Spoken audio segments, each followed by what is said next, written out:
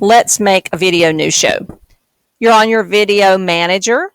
You can see the videos from here, but to actually create one, you have to go to the Create button and click on Video Editor that you're going to create.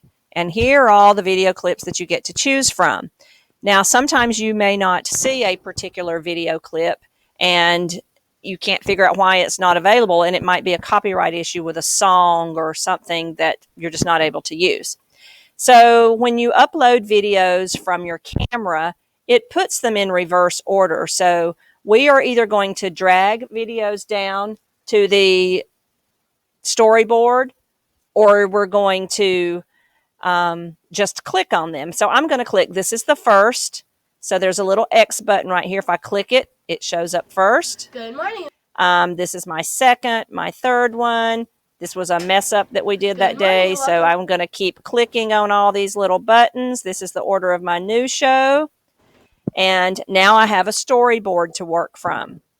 So when you are looking at each of these clips, there's several things I like to do. There's some buttons across the top here. When you click on your storyboard on a particular one, you can listen to it, but you can also add some text if you need to. But this is what I like to do. The kids don't always talk very loudly, so I always go into each clip and I run the volume all the way up so that you can hear them. You don't need to do it on the weather.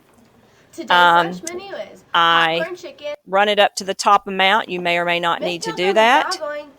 When I'm speaking, you know, I've told you I'm a little bit louder, but I like to keep all the audios at the same pace. And that added without me meaning to, so I'm just going to click that little X button. It doesn't delete it from your computer, it just deletes it from the storyboard. It goes back up here. So now these are all of the other options. What am I going to put in next? Well, I had the kids on this particular day talk about a book, a new Diary of the Wimpy Kid book, and it's called Big Nate Revenge. So I'm going to take it and I'm going to slide it onto the storyboard right after the time where the kids talked about that book.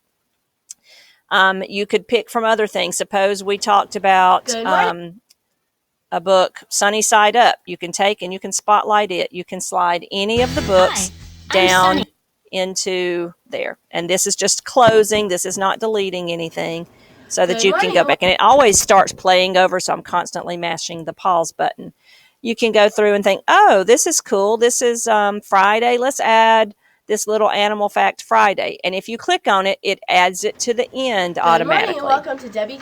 Okay. Then we can go down through here. Oh, here's one about similes and metaphors. This might be good. And if you notice, I'm at 8 minutes.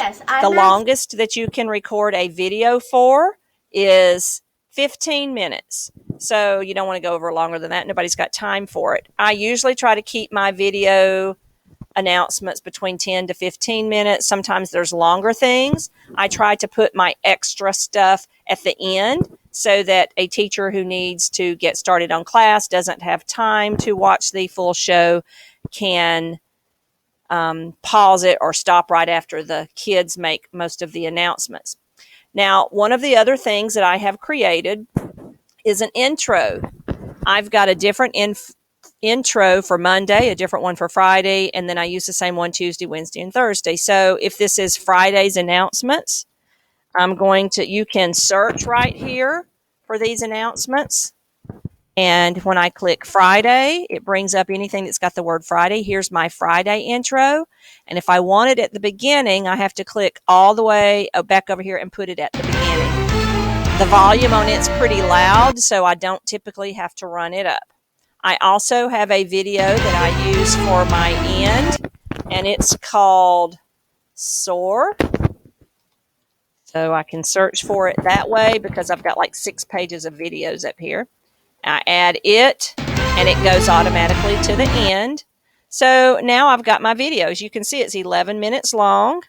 You can scroll down through here, and I always look at it, make sure it looks right. It's only 11 minutes long, so I would probably say, well, let's search some videos and see what else we might want to add in here.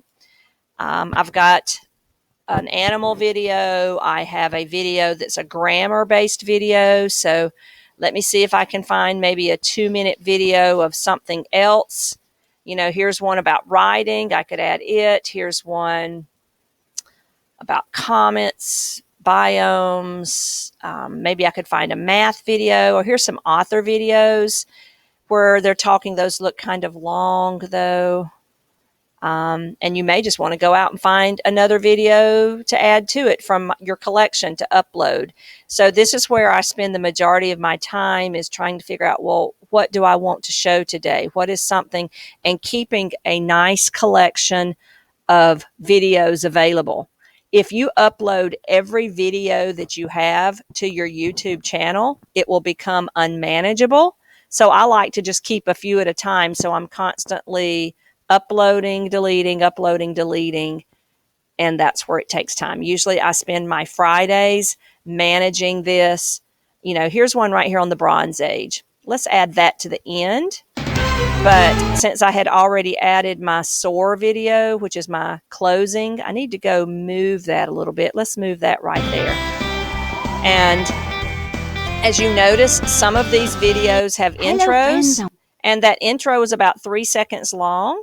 So you can edit that video clip. Let's get rid of, you can actually see on the screen up there what it's doing, and let's start it right there at 3 seconds. So that buys us 3 seconds of time. So when it actually starts, hello friends, and welcome, you see the video.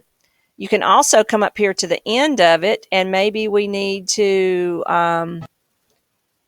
shorten it, because who wants to watch the intros and the exits on all that?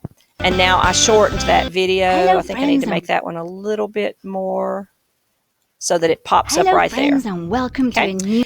You can actually put some transitions into your video. I don't fool with it, mainly because it just adds more time.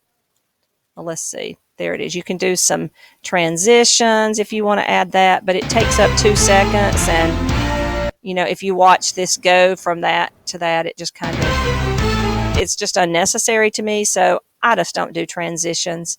I just keep my video clips, and it just transitions nicely. So now I've got a 12.5-minute video. That sounds good to me. I've got some good content in here. I have all my news. So what do I do next? I need to go up here to the top and I name it. So I'm going to say that this is WKES, and maybe today's date is March the 17th, 2017. So I'd probably capitalize that. And then once you are finished, you hit Create Video.